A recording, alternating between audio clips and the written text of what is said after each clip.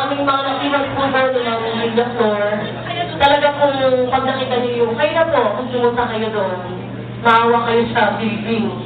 Medyo hindi na po nagagamit, so, ito po siguro yung time bilang mga alumni. Pagbabalik natin na naibigay sa atin ay bahagi sa atin ng RS kung ano tayo ngayon. Yun lang po, maraming salamat po. Happy New Year po.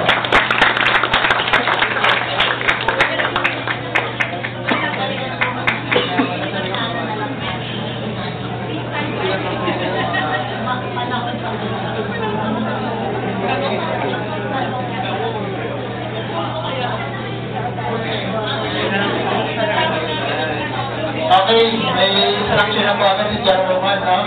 Chairwoman Cartual. Okay na all? Production numbers na. Nalaman. Ay, mga TikTok girls! Kasi na ito, TikTok girls. Hello, this is stage. So, after po ng homecoming na to, first homecoming na to, ang next major activity, according to Chairwoman Maria Columba Garcia Aquino, 2014, no? 20 years na Regional Science High School Foundation. Yes. So, hindi naman pwedeng yearly, nakakautak din naman. Di ba? Mabit naman natin yung isa, di ba parang? Pero kasama yung mga mula seniors hanggang grade 7. So, 2014, 20 Foundation year. Yes. Na, Kasama hanggang grade 7. So, 1994 po nagsimula ng RS sa batch namin. At bubunisan po na ito ang ating ika-20 anniversary sa 2014. So, siguro naman yung 2013, pagkakapit-pit mo na ulit tayo, no? 2014, katawan na naman. Ganun ba talaga eh? Napagod, di ba? Para tayo na. So, 2013, Kasama hanggang batch 21 na. Tawag ng series of meeting ang ating kapit-kapitayan, kagalang-galang na chairwoman ng alumni committee na nagmula sa batch 2002 ay salute, batch 2002, palakpakan po natin. So, i-expect ko talaga batch 28 ang pinakamarami. Kasi ako ang third person eh, syempre 5-5 na lang kami. So siguro dahil nirarayuman na yung iba, hindi ko alam kung nakakailan. No? Hindi ko alam, bakit mo? So, ang nag-release ang pinakamaraming attendance is batch 2002, palakpakan po natin. So, batch 2002, fifth batch, tama? Pang-lima. At then, palakpakan din po natin ang batch 98. Parang sila eh. Palakpakan po natin ang batch 98. Ang mga channel nag-channel.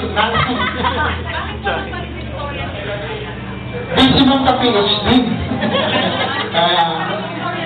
So, wala kayo valedictorian. Meron naman tayo yung alumni. Palakpakan po natin ang bawat isa.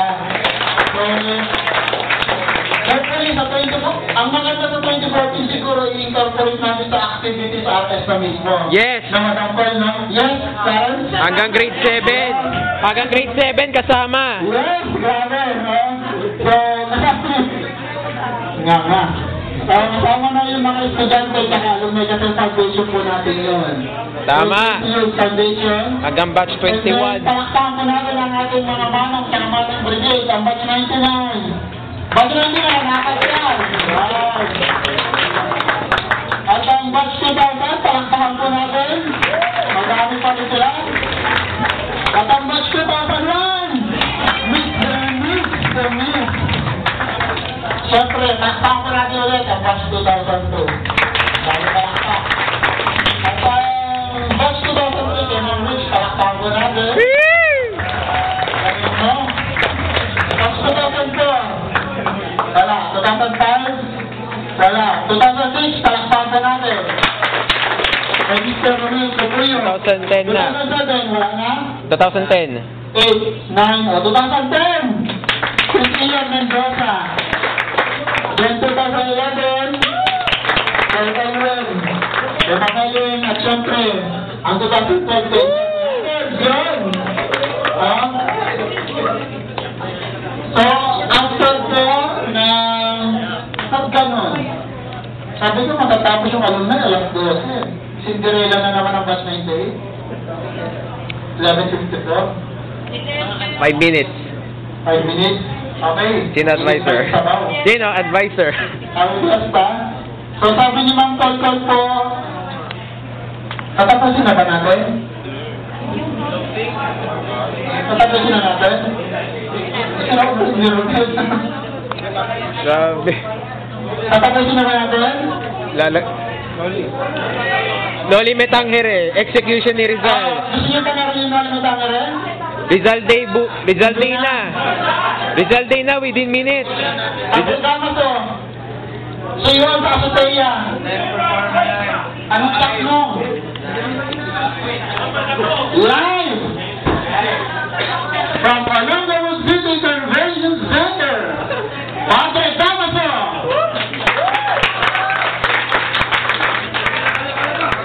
Tama na, Roman. Sige na, okay na. Happy fiesta na tayo. Naiyak si Padre Damaso. So, si Padre Damaso na mag-closing. Ako, sabi tayo.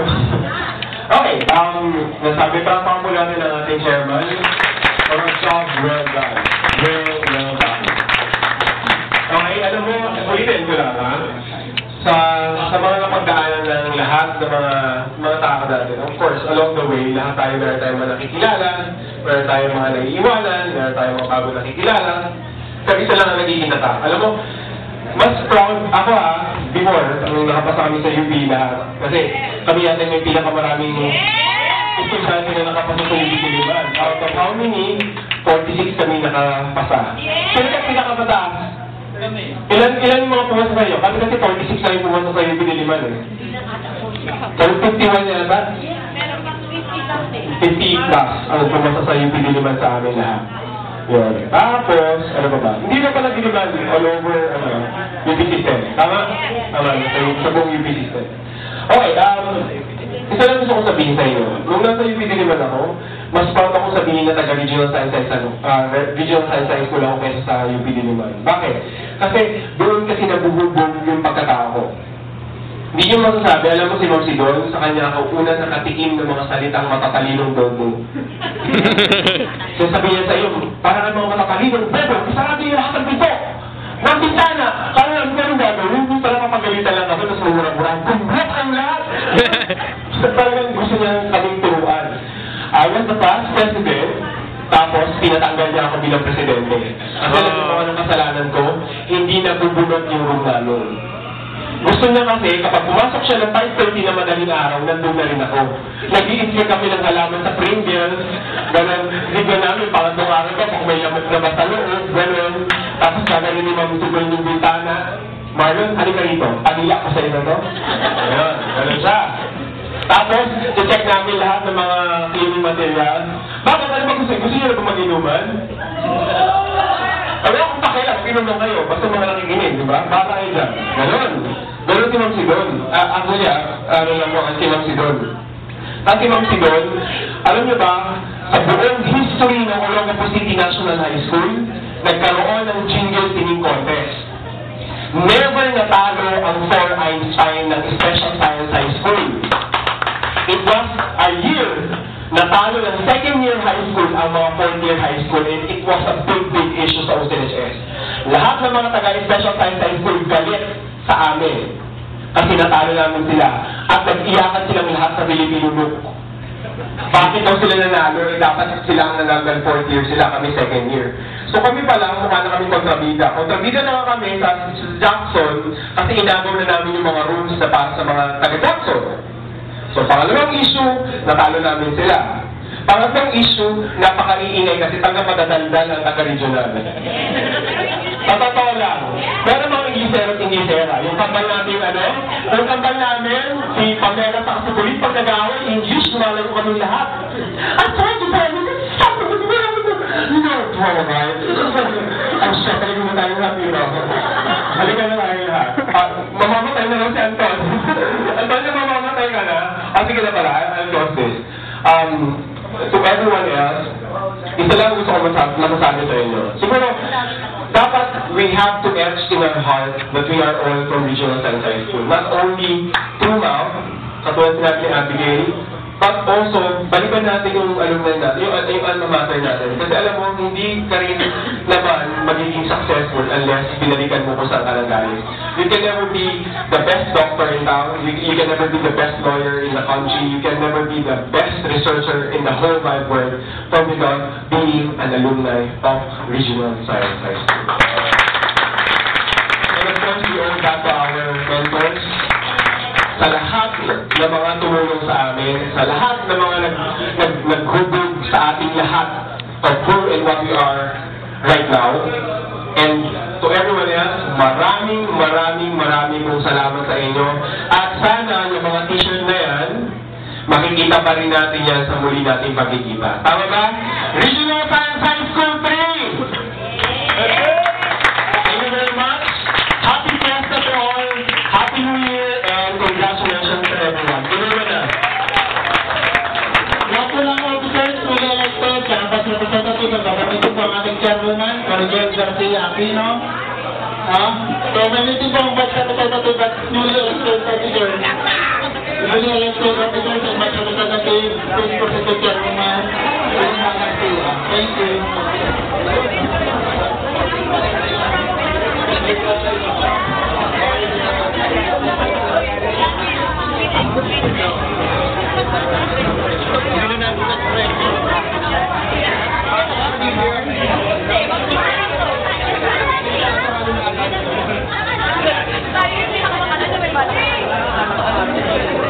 Si Ma'am...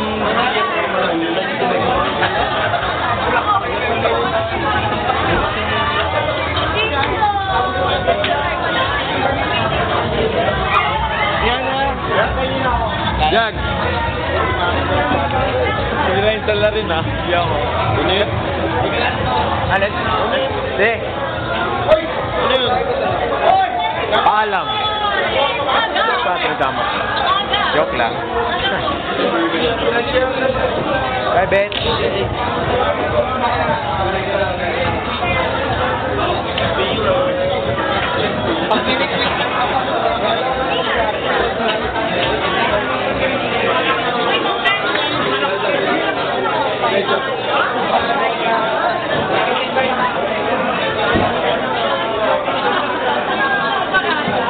Ano para ano para?